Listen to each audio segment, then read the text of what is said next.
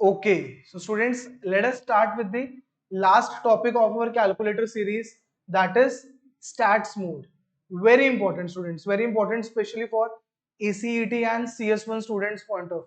ठीक है, बहुत ज्यादा इंपॉर्टेंट है ये, तो उसको बहुत ध्यान से समझना आप लोग, क्योंकि while doing your statistical questions ये आपको फंक्शनैलिटी बहुत ज्यादा हेल्प करने वाली है. बट अभी आपके इनिशियल क्वेश्चंस में जब आप अपना कोर्स स्टार्ट करोगे और इनिशियल क्वेश्चंस अटेम्प्ट करोगे, I will suggest you to avoid this functionality. Why avoid? क्योंकि आपको पहले कॉपी पेन पे करनी आनी चाहिए चीजें.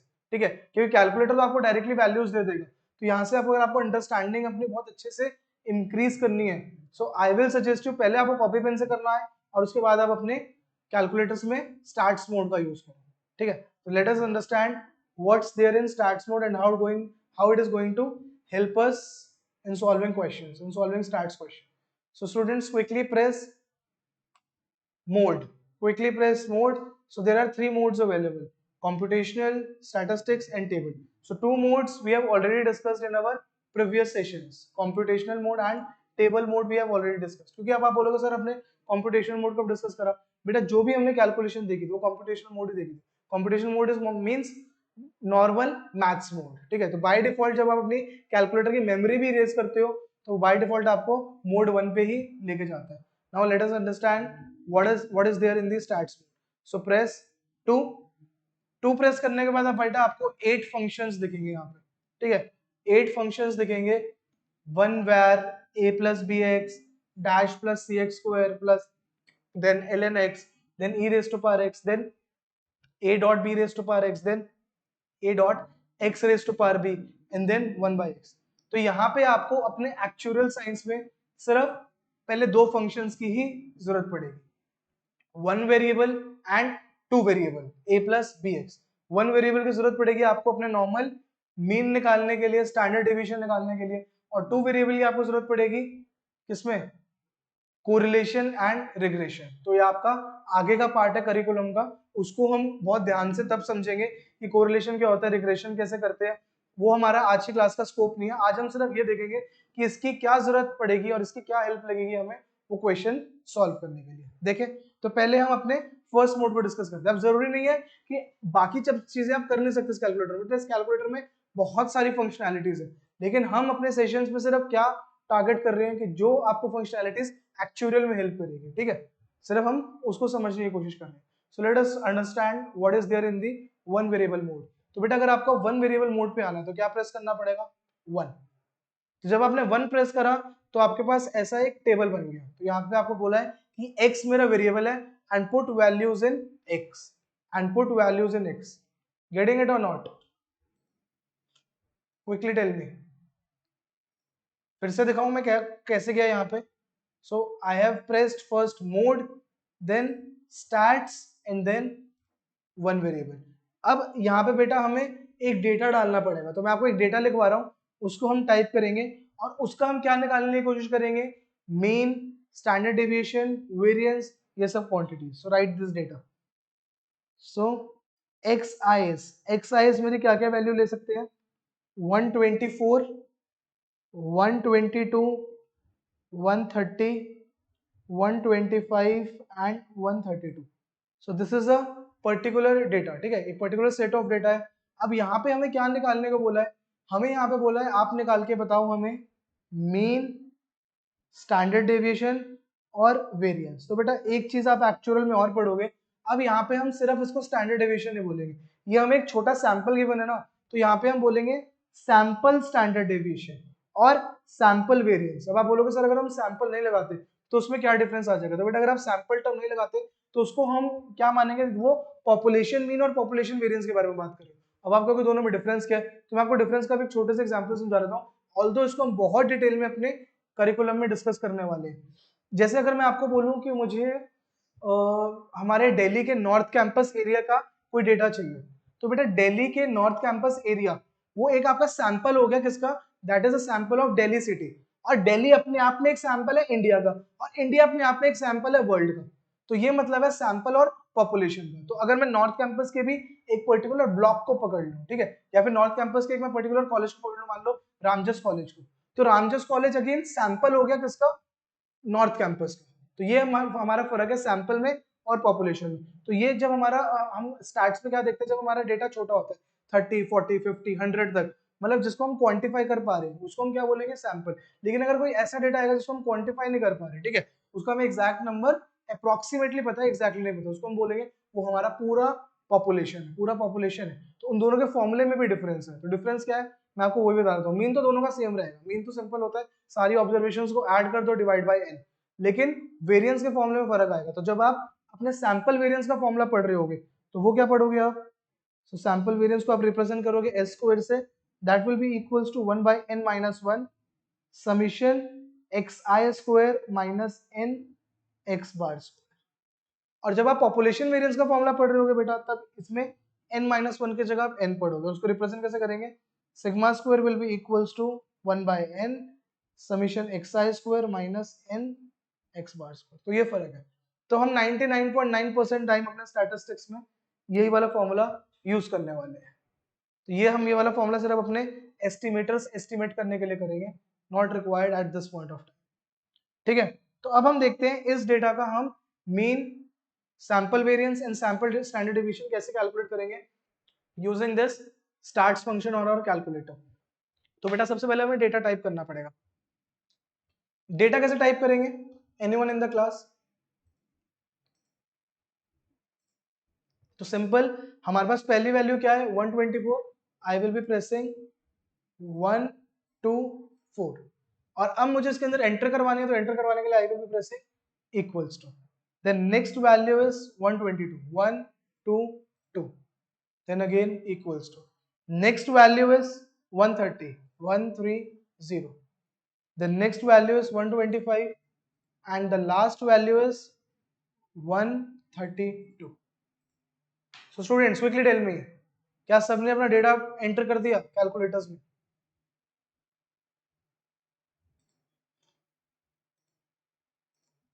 Okay, straight away I have started receiving a lot of yeses.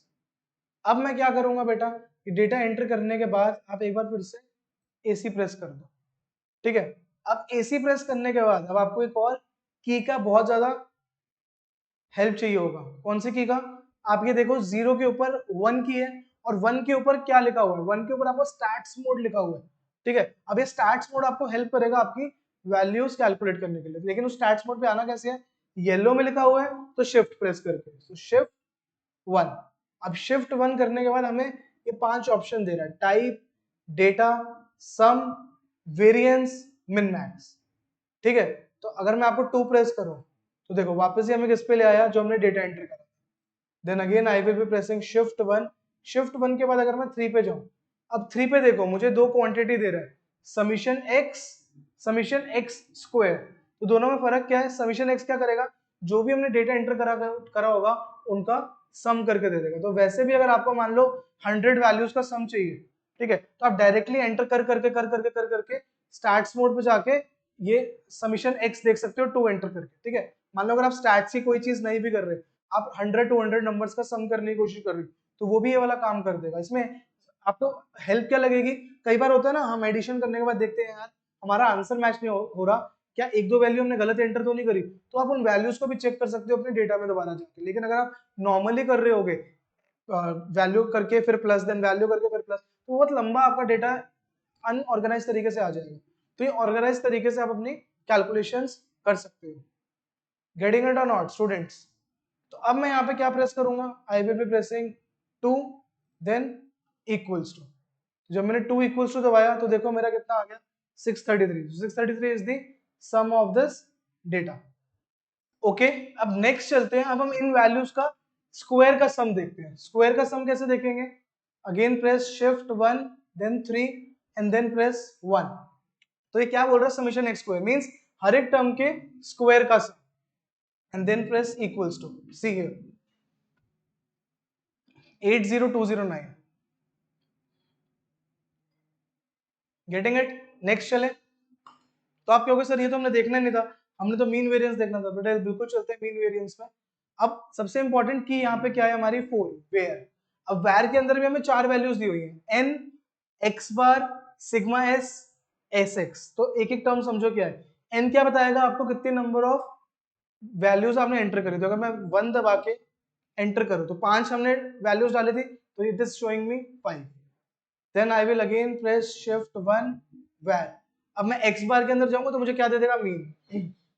तो देखो बेटा मेरा मीन कितना आ गया, x bar is coming out to be 126.6। तो आप करके देख लेना, मीन हमारा यही आएगा।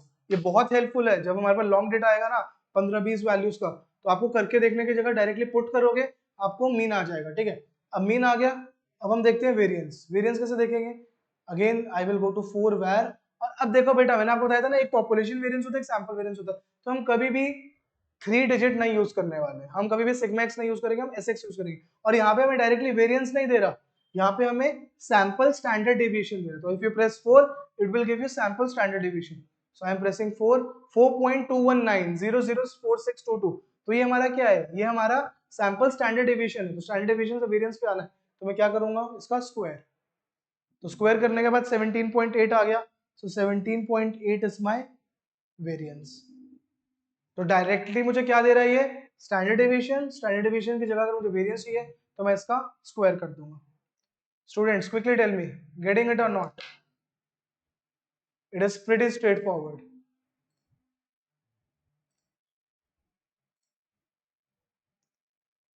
तो ये हमारी क्या था बेटा, ये हमने देखा था वन वेरिएबल के अंदर हमें कैसे करना है ना।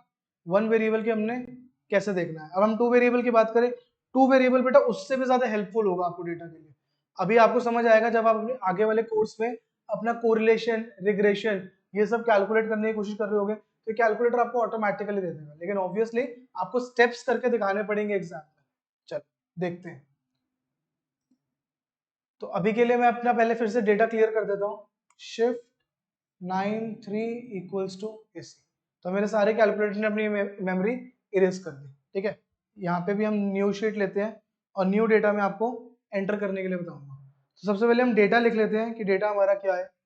तो बेटा डेटा है हमारा, ऐसे लिख लो, serial number, then claim and then payment. ठीक है, अब हम कोरिलेशन और कोरिलेशन कोएफिशिएंट और रिग्रेशन करने की कोशिश कर रहे हैं, तो यहाँ पे अगेन हमें दो वेरिएबल चाहिए होगा, एक्स और वाई। ठीक है, तो सबसे पहले हम सीरियल नंबर लिख लेते हैं 1 2 3 4 5 6 7 8 9 10। Means we are having 10 values. तो वैल्यूज लिख लो बेटा जल्दी से, 2.10, 2.18, then 2.40, 2.06, then 2.50, 2.54, then 3.2, 2.61, then 3.60, 3.67, then 3.80, 3.25, 4.1, 4.02, 4.2, 3.71, then 4.5, 4.38, and last 5.0, 4.45। तो ये मेरा पूरा डेटा है। ठीक है, अब सबसे पहले हम इस डेटा को कैलकुलेटर के अंदर एंटर करेंगे और फिर मैं बताऊंगा आपको ये किस किस चीज में आपको हेल्प करेगा, ये किस किस चीज में आपको हेल्प करेगा, क्या क्या क्वांटिटी निकालने के लिए। So students let us quickly put the data. तो अगेन मैं कहाँ पे जाऊंगा, mode setup, stats mode, then अब मुझे एक वेरिएबल वाला नहीं चाहिए, मुझे दो वेरिएबल वाला डेटा चाहिए, a plus b x form. अच्छा ये हम किसके लिए कर रहे होंगे ये भी पढ़ लेते हैं। तो बेटा यहाँ पे ना आपको भी आगे वाले कोर्स में जाके एक रिग्रेशन इक्वेशन पढ़ोगे। So this will be the regression equation. इसको आप किससे कंपेयर कर सकते हो, जो क्लास 12th में हमने या फिर 10th में हमने किसकी स्लोप और इंटरसेप्ट की इक्वेशन पढ़ी थी, y equals to mx plus c। तो यहाँ से आप कंपेयर कर सकते हो ना, m क्या होता था मेरा स्लोप, c क्या होता था मेरा इंटरसेप्ट। सिमिलरली बीटा क्या होगा मेरा स्लोप, अल्फा क्या होगा मेरा इंटरसेप्ट। अब ये सब कॉन्सेप्चुअल चीजें हम अपने सब्जेक्ट में पढ़ेंगे। यहाँ पे सिर्फ मैं आपको ये समझाने की कोशिश कर रहा हूँ, ये कैलकुलेटर आपको अल्फा और बीटा की वैल्यू भी एस्टिमेट करके देगा। ऑल्दो इसके पूरे फॉर्मूले होते हैं जो हम सीखेंगे और प्रॉपर इसकी कैलकुलेशन हमें करके देखनी पड़ती है, लेकिन ये आपको डायरेक्टली अल्फा और बीटा की भी वैल्यू दे देगा और ये आपको डायरेक्टली कोरिलेशन कोफिशिएंट की भी वैल्यू दे देगा, जिसके लिए आपको क्या निकालना पड़ता है वैसे, covariance of x y upon variance of x into variance of y. तो ये भी आपको फिगर डायरेक्टली आपका कैलकुलेटर दे देगा। चलो देखते हैं, अब हमने बातें तो बहुत कर ली, अब देखते हैं कैसे इसको निकालना है। So first I will be pressing 2 because I need equation as a plus bx। अब हम डेटा एंटर करना शुरू करेंगे। तो पहले सारी हम अपनी x की वैल्यूज पुट कर लेते हैं। तो x की वैल्यूज क्या है मेरी, first is 2.1, then 2.4, then 2.5, after this 3.2, then 3.6, then 3.8, then 4.1, 4.2, 4.5, and last is 5.0. तो यहाँ पे हमने सारी अब x की वैल्यूज एंटर कर दी, अब हम अपनी y की वैल्यूज इसी तरीके से एंटर करेंगे। तो सबसे पहले 1 पे चले जाते हैं। तो 2.1 के कॉरेस्पॉन्डिंग हमें क्या दी हुई है? 2.18, then 2.06, then 2.54, then 2.61, then 3.67, then 3.25, then 4.02, 3.71, 4.38, and last is 4.45. अब ये हमने पूरा अपना डेटा एंटर कर लिया। क्विकली टेल मी यस और no in the chat section, have you all entered the data? बहुत इजी है। I am giving you 30 seconds more, quickly enter this data, then we will understand how to look out for different quantities in this calculator.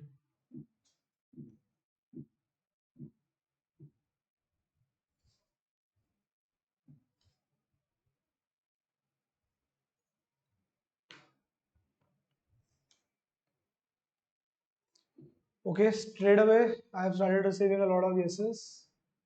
Let us proceed. तो students अब हम again AC press कर देते हैं, ठीक है। अब हम किस पे जाएंगे? अगेन स्टार्ट्स मोड पे, तो शिफ्ट 1। अब देखो मेरे पास एक ऑप्शन एक्स्ट्रा आया, अगर आप देखोगे फिफ्थ ऑप्शन देखो, रिग्रेशन का ऑप्शन मेरे पास एक एक्स्ट्रा आया, ठीक है। तो ये मैं आपको बता रहा हूँ, while you will be studying regression in your curriculum, ये आपको बहुत हेल्प करेगा, ठीक है। अब मान लो अगर आपने कोई डेटा दोबारा से चेक करना है, तो आप क्या प्रेस करोगे कैलकुलेटर में? 2। तो 2 प्रेस करने के बाद तो देखो मेरे पास क्या आ गया, ये मेरा पूरा डेटा आ गया फिर से। तो अगर मुझे कुछ चेंज करना है तो मैं चेंज भी कर सकता हूँ, तो मुझे कुछ भी चेंज नहीं करना। I know I have entered the correct data. Next is sum. For sum I have to press 3। Now quickly look at all the quantities given. अब बेटा आपको बहुत कुछ गिवन है। Summation x square first option, second option summation x, third option summation y square, fourth option summation y, then summation x y. अब आप बोलोगे sir summation x Y की कहां जरूरत पड़ेगी? बेटा जब आप अपना कोवेरियंस निकाल रहे होगे ना, तब ये समीशन एक्स वाई बहुत यूजफुल होगा। तो डायरेक्टली आपको एक्स वाई को अलग अलग मल्टीप्लाई करके उसको ऐड करने की जरूरत नहीं पड़ेगी, आप directly summation x y press कर सकते हो। Next is summation x cube, not very useful. Summation x square y, again not very useful. Summation x four, again not very useful. Sir अब आपको जो फर्स्ट 5 कीज है ये बहुत useful है यहाँ पे, ठीक है। जिसको प्रेस करोगे, मान लो अगर आपको समीशन एक्स स्क्वायर देखना है, समीशन एक्स वाई देखना है, यू विल बी प्रेसिंग 5 करने के बाद आपको समीशन एक्स वाई दिखा देगा, press enter. So 123.81 is your summation x y. Summation x y का मतलब क्या हुआ? हर एक कॉरेस्पॉन्डिंग एक्स वैल्यू के लिए हमने वाई को मल्टीप्लाई करा फॉर ऑल 10 वैल्यूज, और उसके बाद आपने उसको ऐड कर दिया, ठीक है। आप कहोगे सर मुझे कुछ और देखना है, तो अगेन हम चलते हैं। अब हम देखते हैं अपने इस डेटा को, ये अगेन बहुत इंपॉर्टेंट है। फर्स्ट क्या आ रहा है आपका n, चलो n देखते हैं क्या आएगा। n इज 10, 10 वैल्यूज हमने एंटर करी है। अभी 20 नहीं आएगा, ऐसे मत समझना x की 10 ऐड करिए, y की 10 ऐड करिए, ओवरऑल आपका 10 सीरियल नंबर का डेटा है, तभी n हमारा 10 आया, ठीक है। अब हम किसको देखते हैं? अगर आपको x बार मतलब इस डेटा में x का क्या मीन है, तो वो आपको क्लेम्स का मीन दे देगा। फिर आपका sigma x, again not very useful. Population standard deviation, not very useful.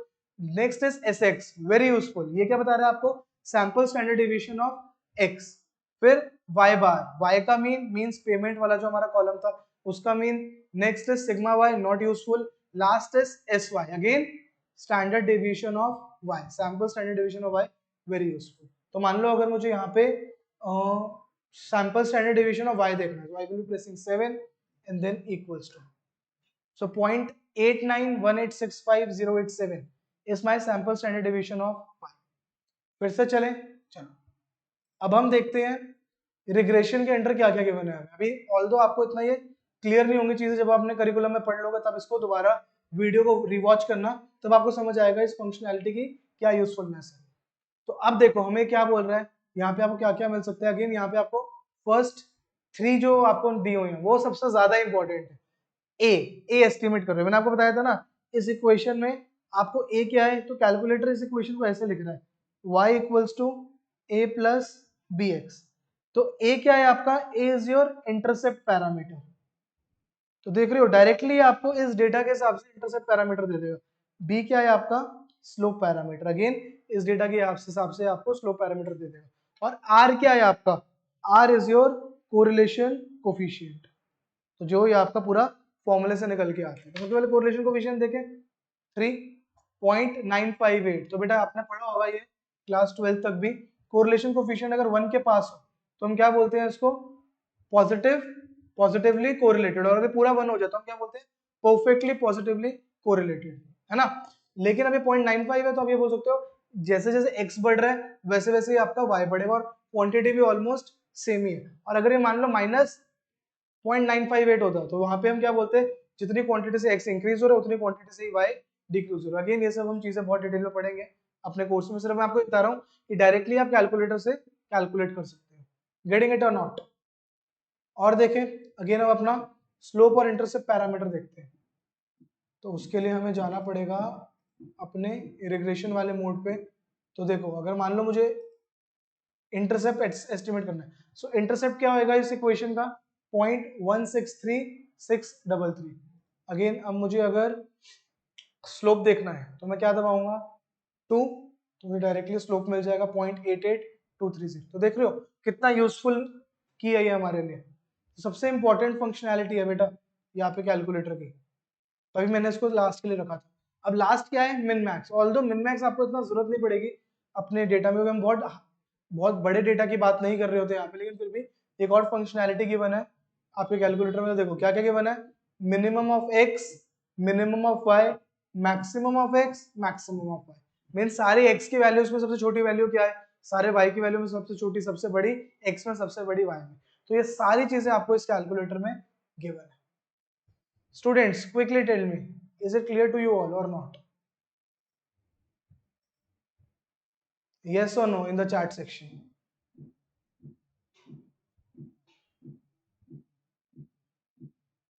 तो मैं फिर से रिपीट कर रहा हूँ, यहाँ पे हमें सबसे ज्यादा यूजफुल फंक्शंस क्या हैं टू वेरिएबल में, एक तो आपकी 4 की और एक आपकी 5 की। 4 की के अंडर आपको डायरेक्टली ये सब मिल जाएगा, X bar, Y bar, then S X, then S Y. अच्छा 3 की भी बहुत इंपॉर्टेंट है बेटा यहाँ पे, सॉरी समीशन भी बहुत इंपॉर्टेंट है। यहाँ पे आपको क्या मिल जाएगा directly, summation x square, summation y square, summation x, summation y. ये क्यों जरूरत है, क्योंकि आप डायरेक्टली एग्जाम में कोरिलेशन कोएफिशिएंट लिख के आ सकते हैं। आपको फॉर्मूले के अंदर लिख के ये बताना पड़ेगा समीशन वाई स्क्वायर की आपकी क्या वैल्यू आ रही है। तो आप करने मत बैठना कैलकुलेटर में, आप डायरेक्टली यहाँ पे आना, समीशन वाई स्क्वायर की वैल्यू देखना और अपने नोटबुक या फिर अब आप जैसे अब हमें ऑनलाइन फॉर्मेट में लिखना पड़ता है तो वर्ड पे आप डायरेक्टली लिख दोगे समीशन वाई स्क्वायर मेरा ये आ रहा है। इस तरीके से हम हर एक क्वांटिटी लिख सकते हैं यहाँ।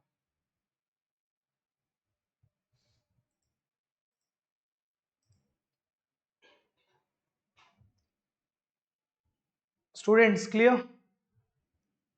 So, okay, now we have covered almost everything in our calculator series. बेटा तो हमने बहुत सारी चीजें डिस्कस करी हैं और मोस्टली वो चीजें डिस्कस करी जो आपको एक्चुअल में हेल्प करेगी through out your subjects while solving questions. ठीक है, now practice it a lot. जो भी questions आ रहे हैं you can send me, we will discuss that.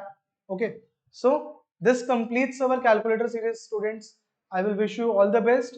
Do well in your exams and also go through videos of all the 3 sessions that I have taken again and again. ठीक है, आपके concepts clear हो जाएंगे. Okay, so that's it for my side. We will keep on putting these type of videos later on.